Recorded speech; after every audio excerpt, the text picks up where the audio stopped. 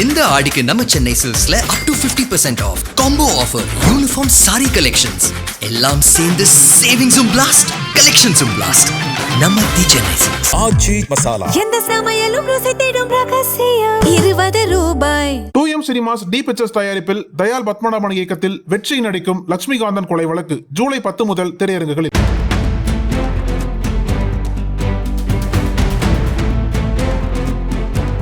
தமிழக முதலமைச்சர் ஜோசப் விஜய் தலைமையிலான அரசின் 2வது அமைச்சரவை கூட்டம் 16ஆம் தேதி காலை தலைமைச் செயலகத்தில் நடைபெற்றது.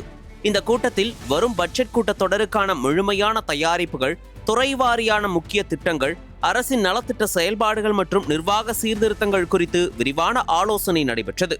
முதலமைச்சர் ஜோசப் விஜய் அமைச்சர்களுடன் தனித்தனியாகவும் குழுவாகவும் விரிவாக பேசினார். கூட்டத்தில் பேசிய முதலமைச்சர், அமைச்சர்கள் பள்ளிகளுக்கு ஆய்வுக்கு செல்லும் போது எந்தவிதமான வீடியோக்களையும் பதிவு செய்யக்கூடாது. மாணவர்களின் படிப்பு, ஒழுக்கம் மற்றும் பாதுகாப்பை பாதிக்கும் வகையில் எந்த செயல்பாடும் இருக்கக்கூடாது என்று தெளிவாக உத்தரவிட்டிருக்கிறாராம். மேலும் மக்கள் மிகுந்த நம்பிக்கையுடன் இந்த அரசை தேர்ந்தெடுத்துள்ளனர். எனவே இந்த அரசு முழுமையாக மக்களுக்கான அரசாக, ஊழலற்ற நேர்மையான அரசாக செயல்பட வேண்டும் என்பதில் நான் உறுதியாக இருக்கிறேன். ஊழல், லஞ்சம், முறைகேடு ஆகியவற்றில் ஈடுபடுபவர்கள் யார் என்பதை பொருட்படுத்தவே மாட்டேன்.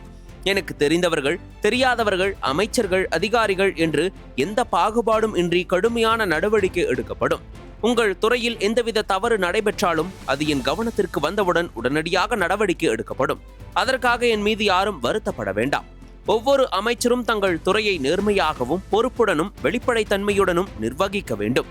எந்த துறையிலும் முறைகேடு நடைபெறாமல் இருப்பதை உறுதி செய்யுங்கள். தவறு செய்பவர்கள் யாராக இருந்தாலும் அவர்கள் அமைச்சர் பதவி பறிக்கப்படும். மேலும் சட்டப்படியான கடுமையான நடவடிக்கைகள் எடுக்கப்படும் என்று எச்சரித்திருக்கிறாராம்.